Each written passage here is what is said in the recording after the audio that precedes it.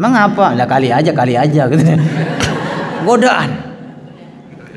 Jadi semakin dekat dengan Allah, semakin berat ujian yang Allah berikan kepada kita.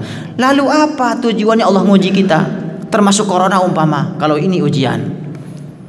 Fala ya'lamanna Allahu alladhina sadaqu, agar Allah tahu mana yang betul-betul beriman, mana yang betul-betul imannya betul-betul beriman kepada Allah, wala ya'lamannal kadzibin, dan mana orang yang berdusta.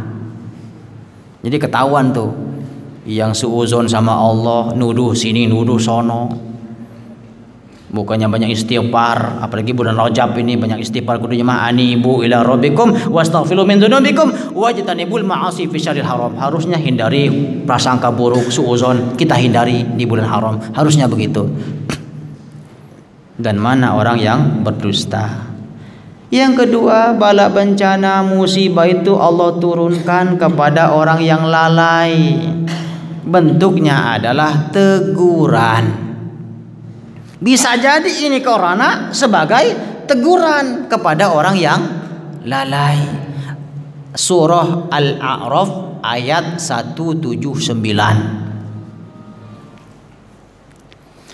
وَلَقَدْ ذَرَأْنَا لِجَهَنَّمَ كَثِيرًا مِنَ الْجِنِّ وَالْإِنسِ لَهُمْ قُلُوبٌ لَا يَفْقَهُونَ بِهَا وَلَهُمْ أَعْيُنٌ لَا يُبْصِرُونَ بِهَا وَلَهُمْ آذَانٌ لَا يَسْمَعُونَ بِهَا أُولَئِكَ كَالْأَنْعَامِ بَلْ هُمْ أَضَلُّ ulaika humul ghafilun.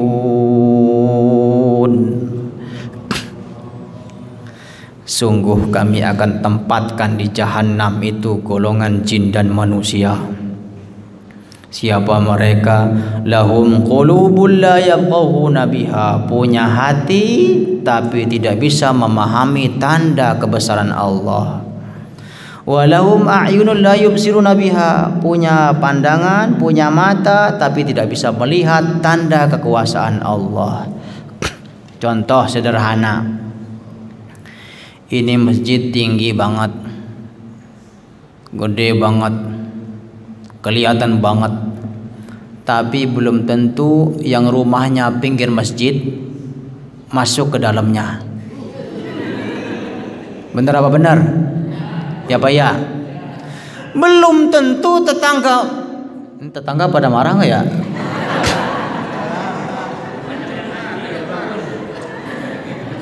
Enggak, takutnya saya ngomong begini besok ada surat kaleng ke Pak Haji. Itu saya itu jangan dipakai lagi, begitu takutnya begitu. Tapi nggak apa-apa, ngambil risiko, siap. Namanya dakwah. Dakwah itu tujuannya membuat orang tersinggung. Betul. Ini biasa, karena takut banyak yang tersinggung ntar nih. Tersinggung nggak kalau ngaji? Nggak tersinggung. Kalau nggak tersinggung dua kemungkinan, bisa tidur bisa nggak waras. Nabi itu diutus agar orang kafir tersinggung. Dengan tersinggung dua kemungkinan, bisa jadi sadar kembali ke jalan Allah atau jadi musuh. Kan begitu. Sama dengan ustadz. Tujuan ustadz itu membuat orang agar tersinggung. Dengan tersinggung dua kemungkinan, bisa sadar atau kesel. Nah, kesel biarin aja, paling kena setruk ntar ujung-ujungnya. Ya, baik. Walahum a'yunun la yubsiruna biha. Orang lalai itu orang yang dikasih mata tapi tidak berfungsi untuk melihat tanda kebesaran Allah. Tetangga masjid kelihatan nih masjid gede banget, tapi belum tentu masuk masjid. Mata zohirnya kelihatan, ngelihat ini masjid, tapi mata batinnya ini nggak ngelihat masjid. Yang mereka lihat ini tempat ngumpul orang sholat doang. Matanya tidak berfungsi untuk melihat tanda kebesaran Allah. Yang ketiga, walahum adhanun la yasma'una biha. Mereka punya mereka punya pendengaran, punya telinga, tetapi dengan telinga tidak berfungsi untuk mendengarkan tanda kebesaran Allah. Bahkan azan pun sebegini kencengnya speaker nggak kedengeran. Bukannya budak, bukan. Tapi pendengaran batinnya tidak mendengar kalau itu panggilan Allah. Maka mohon maaf kalau kita samakan dengan zaman era sahabat, zaman Nabi, Pak. Nyari masbuk di zaman Nabi itu susah. Maka sahabat itu nggak tahu bagaimana cara jadi masbuk, nggak tahu. Maka hadis yang dipakai hadis takririyah. Hadis ada 3, qauliyah, fi'liyah, takririyah. Qauliyah itu ucapan Nabi, fi'liyah perbuatan Nabi, takrir itu bukan Nabi melakukan, bukan perintah Nabi, sahabat melakukan, didiamkan, dilegitimasi sama Rasul menjadi sunnah. Contohnya sunnah hanya bagaimana cara kita jadi masbuk yang benar. Tahu masbuk enggak? Masbuk itu ketinggalan sholat jamaah. Sahabat dulu, sebentar, bergeser sebentar. Sahabat dulu nggak tahu cara jadi masbuk. Karena Nabi nggak pernah ngajarin. Dan susah nyari masbuk karena sahabat sebelum azan udah ngejedok di masjid. Udah baca Quran, udah berzikir sebelum azan dikumandangkan. Tapi sekarang Bapak Ibu, sekarang sering saya Jumatan jam 12 kurang 5 kosong. Sampai merbot lagi mandi, merbot. Jam 12 kurang 5 sampai merbot lagi mandi. Sampai saya seuzon, jangan-jangan saya salah hari, jangan hari Kamis nih katanya. Beberapa, apalagi masjid perumahan, jam 12 kurang 5 masih sepi. Ya Allah, ngelihat jam, nggak ada suara speaker nyala, ngaji boro-boro. Kalau di kampung kan jam 9 udah beduk pertama, jam 10 beduk kedua, beduk ketiga pas zuhur, kan nandain Jumat. Ada yang ngaji, baca kayak suara apa namanya, kayak suara lebah tuh, baca Yasin, Waqiah, Rahman, wah, padang khatamin Quran Jumatan tuh. Jam 9 udah penuh. Tapi di mari sini mah enggak ya, enggak. Jam 12 kurang 5 belum ada orang. Kembali ke masbuk tadi. Maka sahabat suatu hari menyaksikan sahabat yang bernama Muaz bin Jabal. Muaz yang pertama kali menciptakan bid'ah hasanah tentang jadi masbuk yang benar. Dulu sahabat kalau ketinggalan sholat, kayak kita waktu masih kecil Pak, Bu, jadi ngudak di muka, ngejar dulu ketinggalannya. Jadi ketika imam salam ikut salam, udah impas sudah. Sahabat begitu sama. Nah, datanglah suatu hari ketika Muaz bin Jabal ketinggalan, langsung masuk shop. Sahabat bingung, ketika imam salam dia bangkit nambahin. Nabi nggak pernah nyontoin. Ngadulah sahabat ke Rasul, ya Rasul, saya ingin bertanya, apa kami kalau ketinggalan sholat ngejar di muka, di depan dikejar, diudak dulu, baku. Nah, imam salam ya udah ikutin imam salam, selesai bareng-bareng selesainya. Terus tapi tadi si Muaz sholatnya ketinggalan, langsung masuk shop. Ketika imam salam dia bangkit nambahin utangnya. Apa kata Nabi?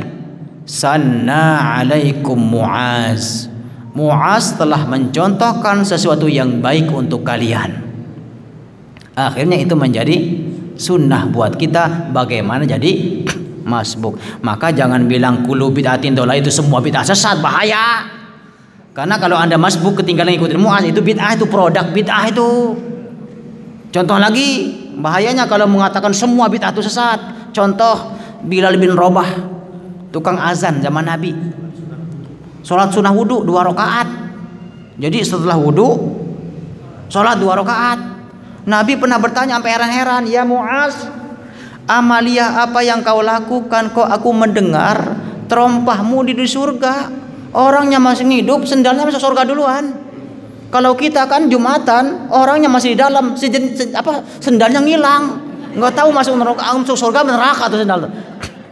Tapi Bilal bin Rabah, orang yang masih hidup sendalnya, Nabi mendengar ada suara tompahnya Bilal, suara terompahnya Bilal. Amalan apa yang kau lakukan, Bilal? Tidak ada amalan yang aku lebih sukai ya Rasul, kecuali aku biasa menjaga wudu, mendawamkan wudu. batal wudu, batal wudu. Dan setelah wudu aku biasa sholat sunnah ba'dal wudu. Sholat sunnah setelah wudu. Nabi nggak pernah ngajarin, nggak pernah nyontohin, nggak pernah merintahin. Ini disebut dengan hadis takririyah. Akhirnya menjadi sunnah. Boleh minum? Bismillahirrahmanirrahim. Alhamdulillah. Bismillahirrahmanirrahim. Alhamdulillah. Bismillahirrahmanirrahim. Alhamdulillah. Saya sedang mencontohkan kepada Bapak Ibu, beginilah cara minumnya Nabi. Dalam kitab Syama'il Al-Muhammadiyah karangan Imam Turmuzi, saya punya sanad kitab ini. Saya dapat ijazah dari guru saya Dr. Salim Alwan dari Libanon. Pernah mengkhatamkan kitab ini, ada di rumah kitabnya. Nabi itu dijelaskan kalau minum begitu 3 kali Bismillahirrahmanirrahim, Alhamdulillah sampai 3 kali. Itu yang sunnah. Jadi kalau minum begini Bismillahirrahmanirrahim,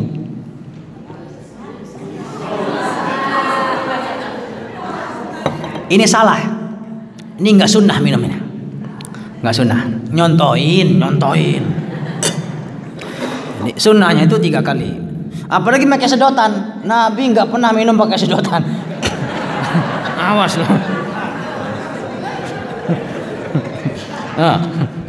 Buang tuh sedotan. Jadi bahaya kalau Anda memahami kullu itu semuanya, bahaya. Ulama menjelaskan kullu bid'atin dalalatin wa kullu dhalatin finnar. Kullu bid'ah, bahasa bid'ah amun makhsus, bahasa yang umum general tapi maknanya khusus kepada bid'ah yang bertentangan dengan syariat. Yang kedua contoh nih, ketika kata Maimunah itu salah satu istri Nabi. Nabi punya istri berapa? 9. Bapak berapa? Atau ngambek mulu. Maaf, saya nggak teruskan masalah ini karena khawatir saya ibu-ibu pada komplain. Nggak teruskan, maaf Ustaz. Pengen sih terusin, tapi mohon maaf berat. Kecuali kalau ngaji bapak semua mau saya. Kalau begini takutnya blacklist besok. Nabi kata Maimunah, ketika mandi junub, aku berikan handuk kepada Rasul, maka Nabi menolaknya. Jadi Nabi Rasul ketika habis mandi junub nggak pakai andukan. Kata Nabi apa? Cukup bersihkan air bekas wudhu atau air bekas junubmu dengan tanganmu, jangan diusap pakai anduk. Mulai besok mandi jangan pakai anduk.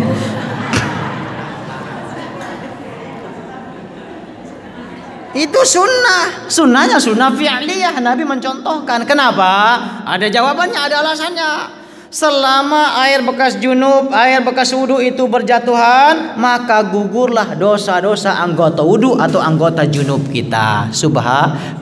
Dosa tangan, dosa mulut, dosa kaki itu berguguran. Jangan diusap, biarkan saja. Insya Allah besok anduk kagak laku. Tapi boleh nggak? Ya boleh-boleh saja. Maka jangan memframing seakan-akan kalau nggak nyunah bid'ah, jangan, bahaya. Gini, orang yang distorsi, yuharrifuna ta'wil al-kitabi was sunnah. Menyimpangnya pemahaman orang Islam itu karena mereka distorsi, salah paham, salah tafsir tentang Quran dan hadis. Mereka memframing seakan-akan kalau nggak nyunah bid'ah, udah bahaya. Contoh tadi, kalau ibu pakai anduk berarti bid'ah, udah bahaya. Sunnah itu dilakonin dapat pahala, enggak dilakonin apa-apa. Begitu kudu memahaminya gitu loh. Contoh makan, Nabi itu kalau makan 3 jari. Yang dimakan kurma. Ibu makan soto Lamongan pakai jari.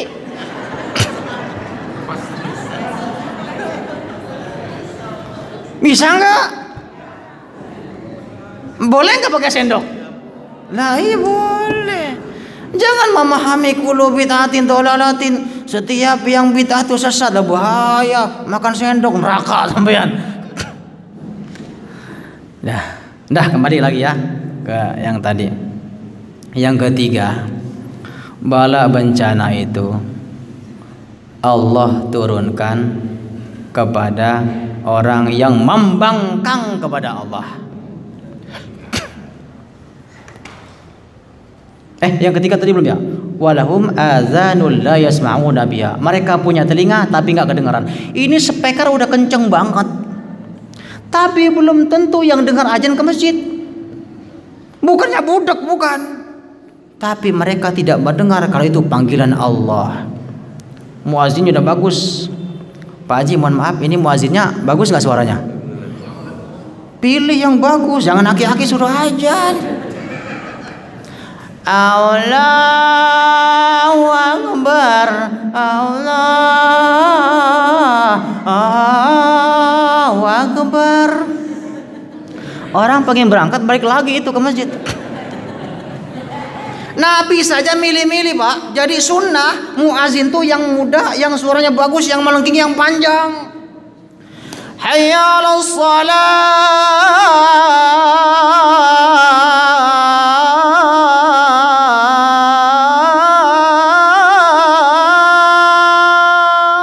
Begitu. Ya. Jangan aki-aki udah masjid gede aja jelek banget. Malas orang, apalagi iman kita yang masih naik turun sih. Yang kasih yang bagus, yang imamnya yang bagus, yang hafalnya banyak, indah didengar. Nabi nggak sembarangan nyuruh imam. Yang dipilih Muaz bin Jabal, Ubay bin Ka'ab, yang hafal Quran Muawiyah. Kadang ketika sahabat Muawiyah jadi imam, Sayyidina Ali, yang suaranya bagus-bagus. Biar apa? Biar yang di belakang betah. Apalagi taraweh, sholat panjang, imamnya doyok, ya ditandain sama ibu-ibu. Ya, siapa imam? Kong Jiung, ogah, mengapa? Doyok, lama banget. Ar-Rahmanir-Rahim, alhamdulillahi rabbil alamin, Ar-Rahmanir-Rahim. Ya, Bismillahirrahmanirrahim. Alhamdulillahi rabbil alamin. Ar-Rahmanirrahim. Maliki yaumiddin. Iyyaka na'budu wa iyyaka nasta'in. Ihdinas siratal mustaqim. Siratal ladzina an'amta 'alaihim ghairil maghdubi 'alaihim waladdallin. Enak nggak? Enak, betah aja udah, nggak kerasa tuh satu juz. Enak, apalagi taraweh, kasih imam yang bagus suaranya. Belum tentu yang dengar azan ke masjid. Kenapa? Sumpul sama setan tuh kuping. Maka punya dua cara Pak Haji, bagaimana masjid biar rame. Subuh berapa saf Pak Haji? Banyak. Ada dua cara, ini versi Kong Jiung. Kalau masjid sepi, pertama, azan subuhnya jangan 4:30, 1:30.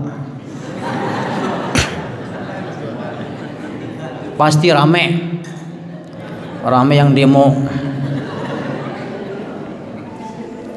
Karena ada satu kisah perkampungan, ada musola, tapi subuhnya imamnya azannya dia, qomat dia, imam dia, salam-salaman dewek. Suatu hari Kong Jiung kesal juga. Ini jamaah orang banyak sekelilingnya, tetangga musola banyak, tapi subuh dewek-dewek. Ketika imam sengaja dipanjang-panjangin, Alhamdulillahi rabbil alamin,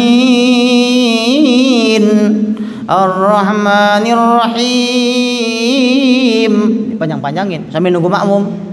Ghairil maghdubi 'alaihim waladdallin. Amin. Sewot Kong Jiung. Akhirnya besok subuh dia azan subuh 1:30. Allahu Akbar, Allahu Akbar, Allahu Akbar, Allahu Akbar. RT 1 bangun. Siapa yang ngajan? Geblek ini orang kan. Demo, dimaki-maki aki-aki. Jam berapa ini aki? 1:30. No, ada jadwal subuh 4:30. Enggak puas manggil RT 2 sama warganya datang. RT 3 sampai RW datang demo. Enggak punya otak. Jam berapa ini? Subuh tuh jam 4:30 aki-aki. Saya lapor polisi lu. Merusak ketenangan orang istirahat. Mengganggu orang yang sedang tidur. Kong Jiung diem aja. Satu persatu marah. Kata dia apa? Udah semua marahnya udah kelar. Ada lagi silakan, ada lagi. Udah hening, diem. Begini Bapak Ibu. Kenapa saya hari ini azan 1:30 subuh? Kemarin saya azan subuh 4:30 pas. RT kagak nongol, RW nggak nontot, hansip apa lagi. Sekarang saya azan 1:30, kok datang ke masjid? Yang PA saya apa sampean? Yang gak waras saya apa kalian? Maka ayo malam ini kita tahajud bareng-bareng sampai subuh. Akhirnya rame saat itu. Besoknya sepi lagi. Yang kedua, cara biar rame masjid. Banyak amat pertanyaan. Yang kedua, khawatir gini Pak Haji, mungkin tetangga masjid ini enggak kedengaran suara azan. Maka saya punya ide, biar rame bagaimana caranya? Ini speaker ada berapa? 4 8, kurang banyak. Jadi setiap rumah itu dikasih 1 speaker, dikasih sambung. Takutnya nggak kedengeran. Insya Allah rame besok yang demo. Baik, yang terakhir, karena pertanyaan sudah ada di hadapan saya, akan saya closing. Yang terakhir, bala bencana musibah itu bisa jadi sifatnya azab. Siapa sasarannya yang diazab sama Allah? Orang kafir yang tidak manfaat teguran dan ujian kepadanya. Innalladzina kafaru sawa'un 'alaihim a anzartahum am lam tunzirhum la yu'minun. Khatamallahu 'ala qulubihim wa 'ala sam'ihim wa 'ala absarihim ghishawah وعلى أبصارهم غشاوة ولهم عذاب عظيم. Nih, jadi kalau ini azab, ini corona, tujuannya untuk orang kafir. Kenapa diazab orang kafir? Innalladzina kafaru sawa'un 'alaihim, sesungguhnya orang kafir bagi mereka sarwa keneh. Al-Baqarah 6 dan 7. Bagi orang kafir sama saja apakah mereka diberikan peringatan, anzartahum am lam tunzirhum, atau tidak diberikan peringatan, la yu'minun, mereka tidak bakal eling, enggak bakal beriman kepada Allah. La yu'minun, tidak akan pernah beriman. Kenapa? Khatamallahu ala qulubihim, Allah telah mengunci hati mereka. Kalau tadi yang lalai, Allah enggak mengunci, tapi kitanya tidak mau memfungsikan hati. Bedanya.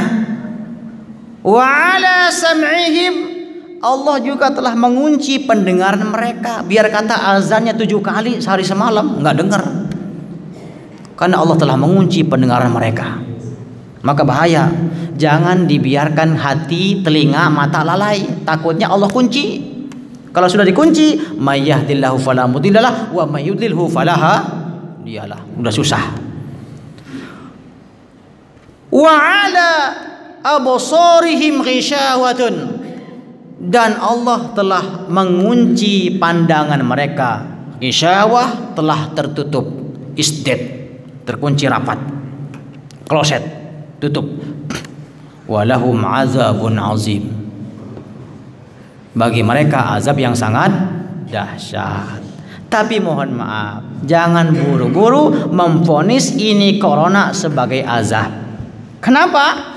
Kalau masih ada di muka bumi ini menyebut-nyebut Allah, berzikir kepada Allah, Allah jauhkan dari azab. Ma'amila ibni Adam amalan anjalahu min azabillah min zikrillah. Tidak ada amalan, kata Rasul, tidak ada amaliyah anak Adam, yaitu amalan yang bisa menjauhkan daripada azab Allah kecuali zikrullah, zikir kepada Allah. Maka mudah-mudahan corona, wabah penyakit ini bukan sebagai azab, melainkan ini ujian untuk kita yang beriman, atau paling tidak ini sebagai teguran bagi orang-orang yang lalai agar kembali kepada Allah Subhanahu wa taala. Cukup ya? Baik, ini buka jawaban.